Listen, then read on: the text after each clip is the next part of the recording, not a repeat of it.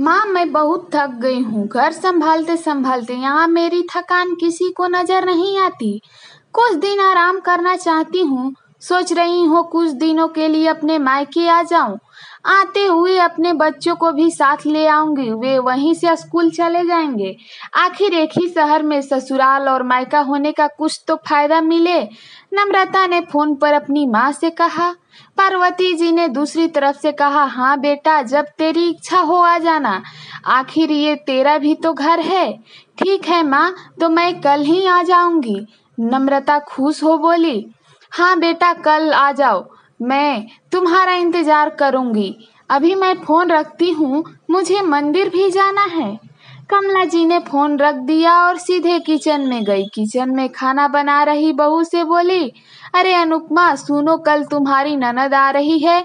आज बाजार जाकर फल और सब्जी मिठाइयाँ लेकर आना। बेचारी मेरी बेटी ससुराल में नौकरों की तरह काम करती है और उस पर कोई ध्यान नहीं देता। यहाँ आएगी, कुछ दिन रहेगी तो उसका मन और तबीयत अच्छे रहेंगे। सास के मुंह से ऐसी बातें सुनकर अनुपमा का चेहरा उतर गया। वह मन ही मन सोचने लगी, काश आपको मेरी थकावट भी नजर आती। मैं भी दिन रात झाड़ू पोछा, बर्तन, खाना बनाना, मार्केट जाना और हर वह काम करती हूँ जिससे हमारे परिवार वालों को कोई दिक्कत ना हो। काश आप मुझ पर भी ध्यान दे पाती। आपकी बेटी तो जब मन में आता है तब यहाँ आ जाती है, लेकिन मैं साल में एक बार ही अपनी माँ के पास जाती हूँ, तब भी आपको प्रॉब्लम होती है। मैं भी इंसान हूँ, मेरा भी मन है, मुझे भी लगता है माँ के पास जाकर थोड़ा आराम करूँ, सुख दुख की दो चार बातें करूँ, अपना मन हल्का करूँ।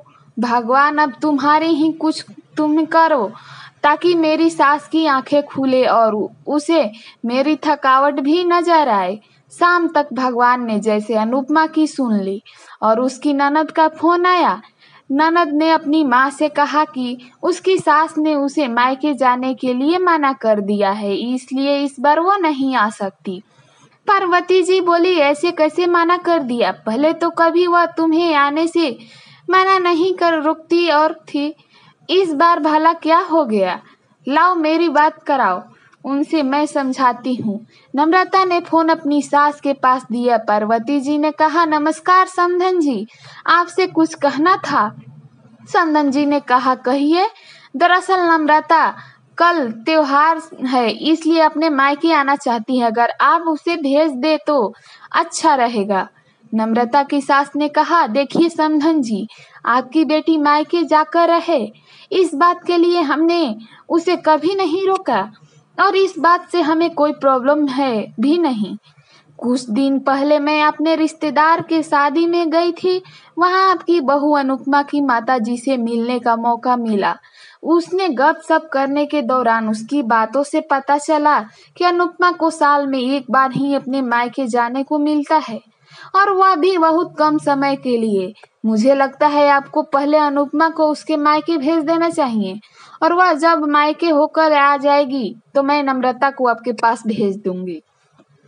एक बहुत जरूरी बात जो मुझे लगता है आपको समझ लेनी चाहिए कि आपको अपनी बहू को भी बेटी की तरह या बेटी से भी ज्यादा प्यार देना चाहिए। उसे भी मायके जाने का इच्छा होती होगी। हो सकता है नम्रता के वहां आने से उनकी अभावगत करने के लिए आप उसे उसके मायके नहीं भेजती होंगी, या फिर वह आपसे कुछ कहने से भी अभी डरती हो। अगर आप उसको घर में ही कैद रखेंगी तो एक दिन ऐसा आएगा जब वह आपके खिलाफ बोलने लगेगी, फिर वह आपकी सुनेगी भी नहीं और जब चाहे तब अपने मायके जाएगी। ऐसी परिस्थिति आए, इससे अच्छा है कि आप ही कुछ बदलाव अमल में ले आए जिससे आपका रिश्ता और रिश्ते की मिठास खराब ना हो। पार्वती को अपने समधन के हर एक शब्द में सच्चाई नजर आई। उन्हें महसूस हुआ कि उन्हें अपनी बेटी के प्यार में अंधे होकर कभी भी अपनी बहू के मन का विचार नहीं किया। उन्होंने हमेशा की अपनी बेटी को अपने बहू से ऊपर ही रखा। दूसरी तरफ नम्रता भी अपनी भाभी के बारे में हो रही इस बातचीत को सुन रही थी। उसे भी रियलाइज किया कि वह कभी भी अपनी भाभी के साथ ठीक से बात नहीं करती और जब जब वह अपने मायके जाती है तो भाभी थोड़ी उदास रहती है। पार्वती जी ने अपनी बहू को बुलाया और उसे कहा कि अनुपमा, कुछ दिनों के लिए नम्रता नहीं आने वाली है, इसलिए पहले तुम अपने मायके होकर आओ। यह सुनते ही अनुपमा का चेहरा खिल गया, क्योंकि यह पहली बार था जब उसकी सास ने सामने से उसे अपने मायके जाने के लिए कहा था। अगले दिन अनुपमा अपने मायके गई और इस बार 1-2 दिन नहीं, पूरे हफ्ते भर रहकर आई। अपने माँ बाप से, अपने रिश्तेदारों से मिलकर आई और जब वह लौट कर आई तो उसका चेहरा खिला हुआ था, उसकी आंखें चमक रही थी। अनुपमा के आने के बाद नम्रता भी अपने मायके आई और इस बार को खुद सामने से अपनी भाभी से खुशी खुशी मिली और अच्छे से बात की। नम्रता ने अपनी माँ से बात करके उन्हें भी अच्छे से समझाने में मदद की कि वह कहीं न कहीं अनुपमा के साथ गलत व्यवहार कर रहे थे। दूसरी तरफ अनुपमा अपने ससुराल वालों के बदले रवैया से बहुत खुश थी। अब वह खुशी खुशी सबका ध्यान रखती और हर काम प्यार से करती। वह ध्यान रखती है कि कोई भी ऐसा बात या काम ना करे जिससे घर में तनाव का माहौल पैदा हो। पार्वती जी अपनी बहू को खुद ही समय समय पर मायके भेज दिया करती।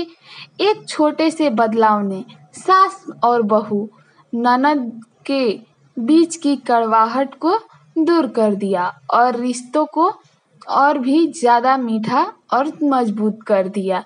दोस्तों, मेरा कहानी कैसा लगा कमेंट में ज़रूर बताएं और मेरे चैनल को सब्सक्राइब करें दोस्तों, लाइक करें। धन्यवाद।